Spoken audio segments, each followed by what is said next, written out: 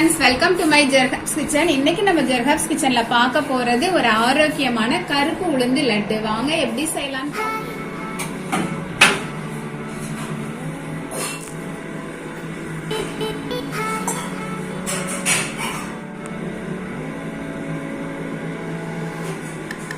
இப்ப நம்ம கருப்பு உளுந்துல லட்டு பண்ண போறோம். உங்களுக்கு கருப்பு உளுந்துல முழு உளுந்து கிடைச்சிச்சு அப்படின்னா முழு உளுந்து வாங்கிக்கோங்க. எங்க வீட்டுல இப்ப இது காலியா இருந்தனால நானும் உடைச்ச கருப்பு உளுந்து எடுத்திருக்கேன். இது கருப்பு உளுந்துல செஞ்சாதான் ரொம்பவே அந்த தோலோட நம்ம சாப்பிடும் போதுதான் உடலுக்கு ரொம்பவே நல்லது. இல்லாத பட்சத்துல நீங்க வெள்ளை உளுந்துலையும் செய்யலாம், அதுவும் ஆரோக்கியம் தான். ஆனா இது அதில் ரொம்ப ரொம்ப ஆரோக்கியமான ஒண்ணு. அதுக்கு முதல்ல நம்ம ஒரு ஸ்டவ் ஆன் பண்ணி ஒரு பேன் வச்சு அதுல போட்டு வறுக்கிறோம். இது எப்படி வறுக்கணும் அப்படின்னா, இந்த நீங்க கையை எடுக்காம வறுத்துட்டே இருக்கணும். அப்படி வறுக்கும் போது லைட்டா ஹீட் ஆகி ஒரு நல்ல ஒரு மனம் வரும். அந்த மனம் வந்த உடனே நம்ம கோல்டன் ப்ரௌன்லாம் வர வேணாம். அந்த மனம் வந்த உடனே நம்ம ஆஃப் பண்ணி ஆற வச்சு பிரிச்சு வச்சுக்கணும். நல்லா கருப்பு உளுந்தெல்லாம் நம்ம அடிக்கடி சேர்த்துக்கணும். குழம்பாவோ இல்ல ரைஸாவோ இல்ல கஞ்சியாவோ. அது மட்டும் இல்ல இதுல தோசை இந்த மாதிரி எல்லாம் நிறைய செய்யணும். அது மட்டும் இல்ல ஸ்நாக்ஸும் கூட நிறைய வெரைட்டிஸ் இந்த கருப்பு உளுந்துல பண்ணலாம். இது எலும்பை பலப்படுத்தக்கூடியது. அது மட்டும் இல்ல டீனேஜ் பெண்களுக்கு ரொம்பவே நல்லது. கர்ப்பப்பையை பலப்படுத்தும் சொல்லுவாங்க. 40 வயதை கடந்தவங்களுக்கு இருக்கக்கூடிய இடுப்பு வலி பிரச்சனைகளுக்கெல்லாம் தினமும் ஒரு உருண்டை சாப்பிட்டு வந்தோம் அப்படின்னா ரொம்ப ஆரோக்கியமானது. வீட்டில் இருக்கிற ஆணா இருக்கட்டும் பெண்ணா இருக்கட்டும் தினமும் இதை ஒரு உருண்டை சாப்பிட்டா ஆரோக்கியமா இருக்கலாம்.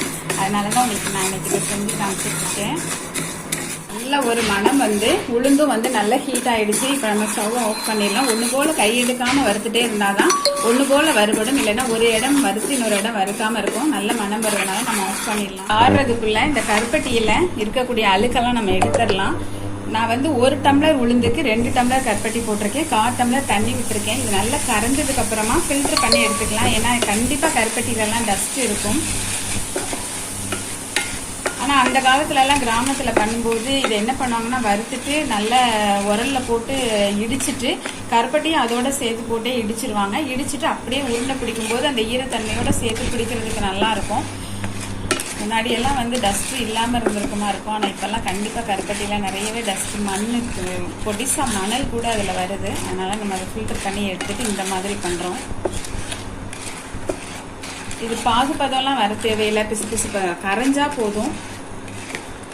கருப்பட்டி நல்லா கரைஞ்சிடுச்சு. நம்ம ஸ்டவ் ஆஃப் பண்ணிட்டோம். ஃபில்டர் பண்ணி எடுத்துக்கலாம்.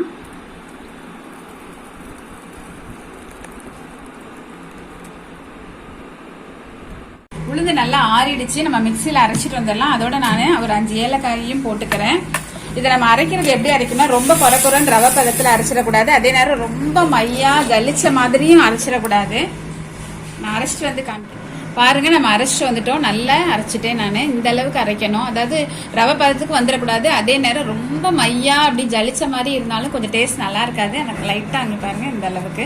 இப்ப நம்ம வேற ஒரு பாத்திரத்துக்கு மாத்திக்கலாம். இப்ப இந்த மாவுல நம்ம இந்த காய்ச்சி வச்சிருக்கோம் இல்லையா தண்ணியா, இதை நம்ம என்ன பண்ணணும், சூடா இருக்கும் போதே ஊத்தி கிளறணும். அப்பதான் பிடிக்கிறதுக்கு நல்லா இருக்கும். ரொம்ப ஆறிட்டுன்னா இது உருட்டுறதுக்கு கொஞ்சம் சிரமமா இருக்கும். அதனால கை பொறுக்கிற சூட்லயே, சப்போஸ் சூடு இல்லைன்னா லைட்டா சூடு பண்ணிக்கோங்க.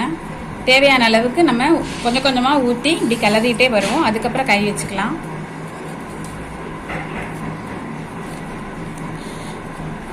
இது உங்களுக்கு எந்த அளவு ஸ்வீட் வேணுங்கிறத பார்த்து அந்த அளவுக்கு இது பண்ணிக்கோங்க. நீங்க விருப்பப்பட்டீங்கன்னா இதுல நெய் கூட விட்டுக்கலாம்.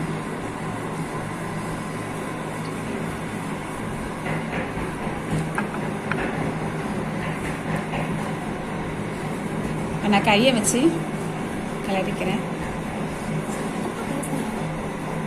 இப்ப நல்லா பாக ஊத்தி நல்லா ஒண்ணு போல பிசைஞ்சிட்டோம். இப்ப தேவைப்படுற அளவுக்கு நம்ம உருட்டி போட்டுக்கலாம். இதை உருட்டி நல்லா உணர போட்டுட்டு அதுக்கப்புறம் நம்ம ஸ்டோர் பண்ணி வச்சுக்கலாம். கெட்டு போகாது.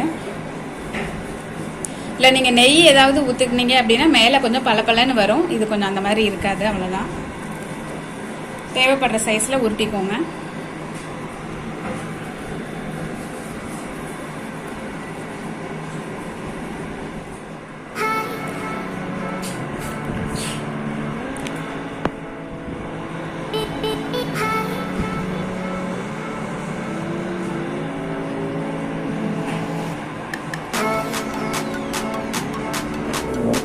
சூப்பரா ஹெல்த்தியான கருப்பு உளுந்து லட்டு ரெடி ஆயிடுச்சு. இது மாதிரி ஹெல்த்தியான சிம்பிளான ரெசிபிஸ் உங்களுக்கு வேணும் அப்படின்னா கண்டிப்பா சேனலை மறக்காம சப்ஸ்கிரைப் பண்ணுங்க ஃப்ரெண்ட்ஸ். ஓகே, ஷேர் பண்ணுங்க. Okay, bye friends.